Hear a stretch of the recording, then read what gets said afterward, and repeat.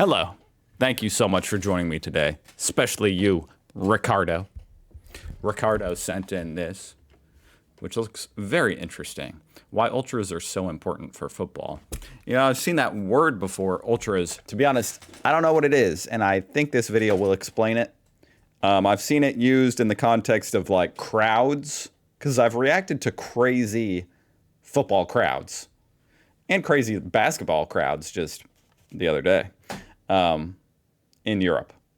And I've seen this word, ultras. I don't know what it means, but yeah. Why are they so important for football? I don't know, but go check out Copa 90, a small and up-and-coming YouTube channel with only 1.31 M subscribers. Link down below. Check them out. I need to know, why is it so important for football? We see ultras all around the world. See? Yep. Yep. Okay, it's not just Europe. Frightening to the incredible. They are clearly the beating heart of many football clubs. Sorry. Incredible. They are clearly the beating heart of many football clubs. But they're also a source of controversy. Does it have something to do with these flares? Like, is that the ultra? A flare? Every single clip has a flare. So we decided to break it down once and for all. What is an ultra? Thank you. And what do they do? Thank you. We've all grown used to scenes like this out of Italy and Germany. Scenes from this to this in the MLS. The glory of the Balkans. And all why were they chopping wood? Too often see them portrayed as criminals for moments like this. Whoa. But what are ultras and what do they do? They're kind of scary. Originally used by the Gazzetta dello Sport to describe a group of supporters in the 1960s, ultras or ultras are one of the most broadly defined subcultures in the world. However, the term was only appropriated by an actual fan group in 1969, with Sampdoria's Ultras Tito Cucciaroni and Torino's Ultras Granata. Since then, fans have reappropriated the name, but given the global reach of the game, the term is far from clearly defined. Italians interpret. Okay. So it's another one of those instances where they took the name that was meant to be kind of disparaging, I guess, and they flipped it around. Now they use it for themselves.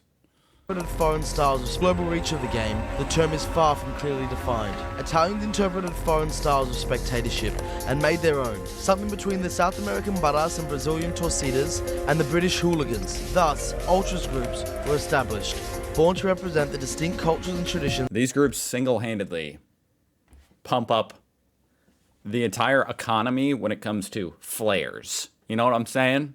All the businesses that sell flares, they can thank the ultras. From which they originated. Taking inspiration from the time of city-states, in which autonomous cities would defend their identity and their interests against others, ultras value the defense of their territory, which is a feeling that has its roots in the historical age. They are the most fanatic supporters of a team, representing a sort of 12th man. Contributing to what's happening on the field, there's like no feeling like it. An ultra is constantly committed to the club, setting up for match days and social events during the week. Wow. Okay. Wow. So this is like the most extreme sports. I mean, it goes to more than just sport. It's also country, right? Sport and country supporter that you can get. And they made a club. That just goes to show how passionate you guys are over there about your sports. Like over here in America, they don't have, they don't have that. Some people get pretty into it, but there's not like clubs. Attending training sessions and youth games. There's no ultras. And showing up hours ahead of match day for any last-minute preparations. Away matches are especially important. It's where one proves their true commitment to the group. We played in Bremen and there were 20,000 people coming to that game and 16,000 from St. Pauli. And the opportunity to show off your pride in another territory. What a fascinating culture. This comes in the form of choreographies, flags, chants, banners, and fans. Whoa, that was amazing. These groups are coordinated, huh? Ultras, CWKS. And fanzines. The strongest expression of these rituals are usually reserved for anniversaries of the clubs, legendary players, the fan groups themselves, derbies, rivalry games, and finally, big cup matches. Ultras have always been characterised by their rebellious nature. Unlike the British, whose support largely rides on reacting to what's happening on the pitch, Ultras make their own show, beyond the result. How did they even... What's happening on the pitch, Ultras... How did they do this? Because that looks like it's all one big cohesive sign. Like, how did they do that? Are there people underneath this giant thing? make their own show, beyond the result. Oh my God. Akár egy hónappal előtte nekiállunk. Ezt a klub nem finanszírozás, saját erőnkből alkotjuk meg mindig, saját szabadidő és I was literally just gonna ask, how do they like finance this? anyagi tekintetben is. Drums, flares, megaphones, smoke bombs, the opportunity to freely express a collective idea and a unity of devotion all contribute to this atmosphere. Whenever possible, Ultras will march through a city in a corteo, making sure their presence is well known. The group mentality is essential to being an Ultra. Rivalry and friendship are the most confusing and turbulent parts of Ultras culture. Of course, there are derbies between two teams of the same city or town, but the motivation behind... Oh my God, yeah, I could see with a serious rivalry, these two giant groups of Ultras clashing could get crazy. Friendships and distances between these relationships can be truly remarkable.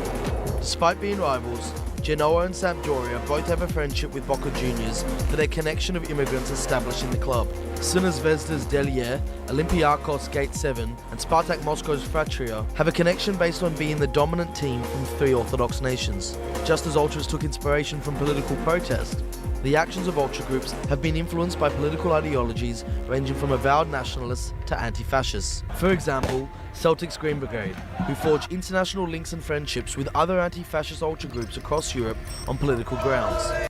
What? This is so wild. Like, they're actually politically affiliated. I could see these groups, you know, it could almost go from being mostly just about football to about politics. You know, that'd be wild. As can be seen with their friendship with Germans. Like, given the right circumstances, it's like they have all the coordination and the group and communication all intact. To where if they felt like they wanted to switch it up and protest, they could do it like that. Side St. Pauli. While on the contrary, Lazio's Irriducibili consider Livorno and Atalanta among their biggest rivals due to their political stance. Lazio's Ultras consider themselves to be far-right, while Livorno and Atalanta fans are left-wing. In recent decades, the culture has become a focal point for the movement against the commercialization of sports and football in particular. Big TV contracts have left stadiums empty, ticket prices are on the rise, and players seem to live in a different reality, where loyalty is lost and the chance of signing for a higher wage bill wins over the chance of acquiring legendary status amongst a group of fans. To Ultras, football at the highest level often feels like a sanitized product, built more for those in the main stand and in commercial suites than for the most devoted fans behind the goal. Simultaneously, authorities continue to innovate new forms of repression against fans. Getting into a stadium in Hungary, at least here. Kell egy személyigazolvány, egy szurkolói kártya, ami tartalmazza a születési dátumot, az édesanyja nevét, e-mail címét, a címét, illetve a tenyérlenyomatát.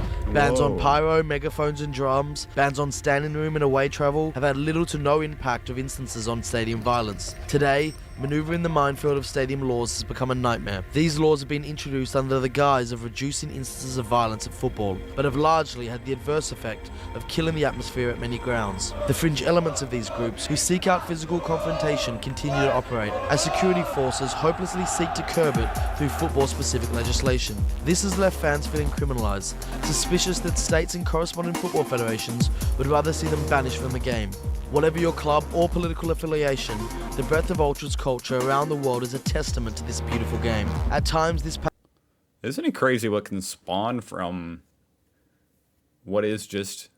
I mean, it is a beautiful game, and it does become greater than itself. That's mainly what I mean. Like, the game of football. Look what it's created.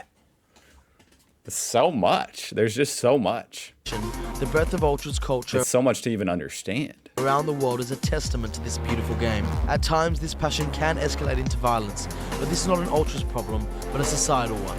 An ultras group's existence revolves around intense, coordinated support for their team through vibrant displays during matches, making noise on the terraces, and highlighting, publicizing, and furthering issues affecting their local territory and in solidarity with other supporter communities.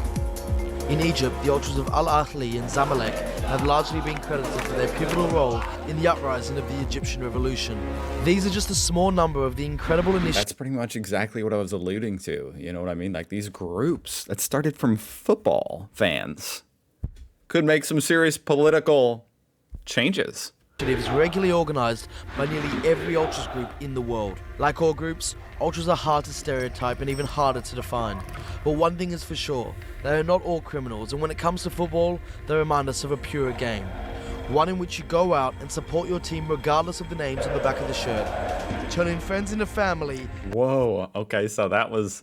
I'm kind of curious about this little timeline. Regardless of the names on the back of the shirt. Turning.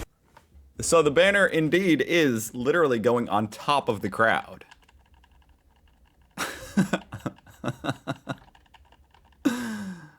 Oh my God, look at that. Family and being proud of where you come from. They are putting on a show.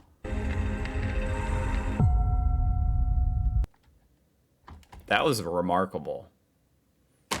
Every once in a while you see something that just, wow, takes your breath away. It's like, what?